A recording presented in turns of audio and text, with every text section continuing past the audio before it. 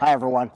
This week on Riley's Garden, 5 mistakes to avoid when you're starting your vegetable seeds this spring. Now, these 5 mistakes, what we're going to talk about today, they're both mistakes to avoid to ensure success, and in some cases, mistakes to avoid to help you save money or avoid wasting money when you're starting your seeds this spring. In addition to these 5 mistakes, we're going to talk about 2 more at the end of the video, 2 bonus tips or bonus mistakes to avoid this year to help you guarantee some success in the garden. You want a treat? Absolutely loves these sugar snap peas. Mistake number 1 to avoid: don't use seed starting mix. That's right, this stuff really is just a waste of money, and I'll explain why. Seed starting mix has no nutrients in it.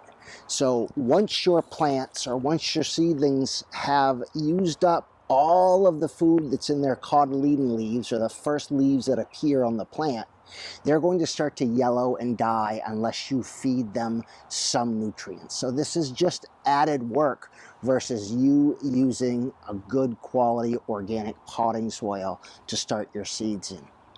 In addition to that, a lot of the plants that you're going to grow in your garden, you're going to have to pot these up into a larger container before you're ready to plant them out or put them in their final home in your garden. In which case you're going to be potting these up into a container with some good quality organic potting soil. So why not just use that organic potting soil to start your seeds in, save you some money, and your plants are going to be healthier because of it. Mistake number 2 to avoid is not moistening your potting soil before you put your seeds in. Now, I have seen some really popular YouTubers either do videos especially about seed starting or be talking about something else while they're seed starting in their videos, and doing this all with dry material, implying, not doing it during the video, but implying that they're just going to water afterwards. This doesn't work, and it really is going to make it very difficult for you to succeed in starting your seeds.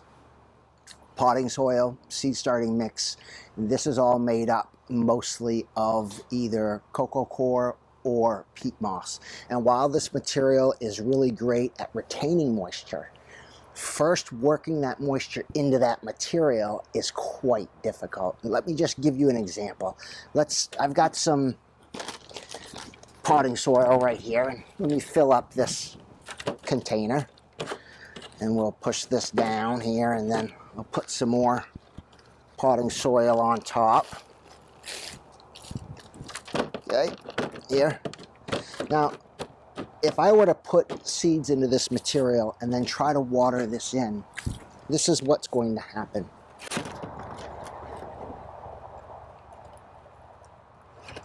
You see all that water collecting on the top?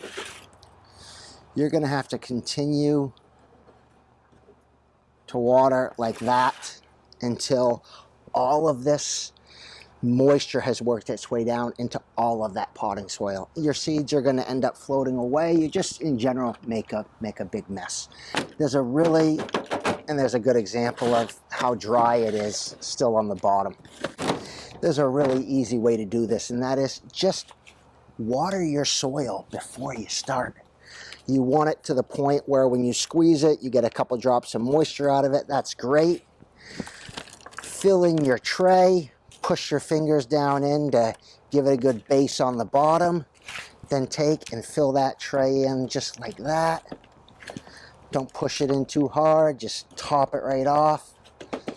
Perfect. Now you're ready to make a few indentions with your fingers or with a pencil. Drop your seeds in. Cover those seeds up. Get them right under your lights. You're going to have really great success starting your seeds exactly this way. Mistake number 3, getting the timing wrong. Or better put, starting your seeds indoors too early. It's always better to be a little late than it is to be a little early when you're starting your seeds. And that is just a beautiful Tokyo cross radish. Side note, if you've never grown these, give these a try this year. They are delicious. So starting your seeds too early, and let me give you an example of a failure that I've had so you don't repeat this and don't go through agony that I went through with this. One year, I got excited about starting my tomato seeds. I planted about 20 plants, grew them up under my lights, potted them out into bigger pots, was running out of room under my lights to the point where I had to move these outside every day. But because I planted them early, every night I had to move them back indoors because there was a chance of frost and it could kill them off. So one morning I moved them back indoors and I temporarily put them on my kitchen table. I got a text message from work. My ADHD brain went in another direction. I left for work and I left all of those vegetable plants sitting on the kitchen table. When I got home, they're all dead. Couldn't save them. So it's always better to start your plants a little bit later. If your last frost date is on X date and your seed pack says your plants will be ready to be planted out in your garden after 4 weeks, then start those seeds 2 to 3 weeks before that forecasted last frost date. And that's going to give you plenty of time to ensure you can get your plants outdoors and you won't risk killing them. Mistake number 4, not enough heat. Seeds need 2 things in nature to germinate. They need moisture and they need heat. And here's a good general rule of thumb. If in the room that you're starting these seeds in, the first thing in the morning you go into that room in just a t-shirt and it's too cold for you, it's too cold for those seeds. Thankfully, there's a really cheap, or rather cheap, and a really easy way to resolve this problem and ensure that your seedlings and your soil has enough warmth to ensure germination. And that is just to purchase a very simple heat mat like this from Amazon or at your local big box store from anywhere between $10 to $15. Some of them have thermostats, some without thermostats. Either one is going to work perfectly. They'll fit just right under your 10 by 20 cell. They'll provide sufficient heat to ensure that that soil where you're germinating these seeds is warm enough, and you're going to have great germination. Mistake number 5 to avoid, and this is critical, not enough light. Once those seeds germinate and they break the surface, they need sufficient light to grow and be healthier. And in general, the more light, the bigger, the healthier the plant. I've done a complete series or video series on how to select your first grow light, about LEDs versus fluorescents, etc., etc. But my quick advice to anybody starting out is start with a 2-foot 4-lamp fluorescent fixture just like this, or a 2-foot 4-lamp LED fixture that mimics a fluorescent fixture just like this. I'll put a few links in the video description on the lights that I'm using, but both of these perfectly cover these 10-inch by 20-inch starting cell trays, and they provide ample life, not only for germination, but they provide ample life to take these plants to a stage where they're big enough to go out into your garden. If you start with inexpensive or untested light, you could be in for really a horrible surprise, and those lights just don't have enough power and don't put out enough energy to feed your plants. So don't make that mistake. Start with enough light to ensure success. And we promised 2 bonus tips or 2 bonus mistakes, and so let's get right into those. Number 1 mistake is using those plastic labels that you stick down into your seed cells and label your plants.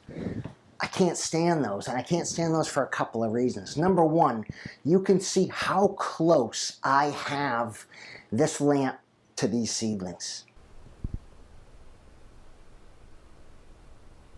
I have it right on top of there, 1 or 2 inches away, and I do that because I want to grow these are tomatoes, but really any of my seedlings. I want them to be strong, I want them to be squat and bushy. I don't want them to be tall and spindly. And if I start these lamps too far away from those plants are going to be reaching for that light. They're going to grow up and with a chance to be tall and spindly in a week, and we don't want that. So if I were to put one of those big plastic plant labels in there, I couldn't lower this lamp down enough to get it close enough to these plants the way I like to grow them. So that's mistake number one. Avoid using those plastic plant labels that you write on a marker. So what do you use instead? Here's what I suggest. Well, I can just use here. This is blue painter's tape and a Sharpie marker. And the adhesive that's used on the painter's tape is perfect for this application because these can get wet. You can store them outside. They will not fall off. However, at the end of the season, when you go to take them off, they will come off easy and you can clean them. They will not fade. They have worked perfect for me for years and years. And because I use these, I can get that light very, very close to those seedlings, ensuring a strong, squat, bushy seedling. The final mistake to avoid while you're starting your seeds this year. Well, there's one mistake I want to talk about that you're not going to avoid, and that is you are going to overwater your seedlings. If you're a new gardener, you are going to come in to your seedlings, you are going to see that the top of this tray is dry, and you are going to add a ton of water to it, even if the bottom 90% of that cell is full of moisture. If you come in and you see that top dry, you're going to worry about your seedlings. You're going to think, God, they're not moist enough, they're not going to germinate, and you're going to add a bunch of moisture to it. I can't stop you from doing that. We've all been there. We've all done it. But the risk if you do that is not that your seeds won't germinate. The risk is you could get something called damping off disease. And damping off disease is caused by a mold or a fungus that what it does is it constricts the stem of the plant and prevents that plant from being able to take up any moisture. And you'll come in one morning and you'll look at your seedlings and they'll all have fallen over. In order to help avoid that, it's very, very important, and not just to avoid that, but to ensure your plants are optimally strong, to ensure that they have a fan continually blowing on them during this germination process while they're growing up to mimic what it's like to be outdoors. They're going to be fighting against that breeze a little bit. They're going to be growing stronger, and it's going to dry off the top of that soil where you have overwatered to help prevent that damping off, because the last thing that we want is for you to come in one morning and find half of your plants have fallen over and died because we overwatered, we didn't put a fan on them, they got the bacteria, the infection, and they're gone. I hope this video helped you. I hope that you have amazing success, especially if it's your first year as a gardener. But remember this, you will make mistakes and you are going to be a better gardener for it.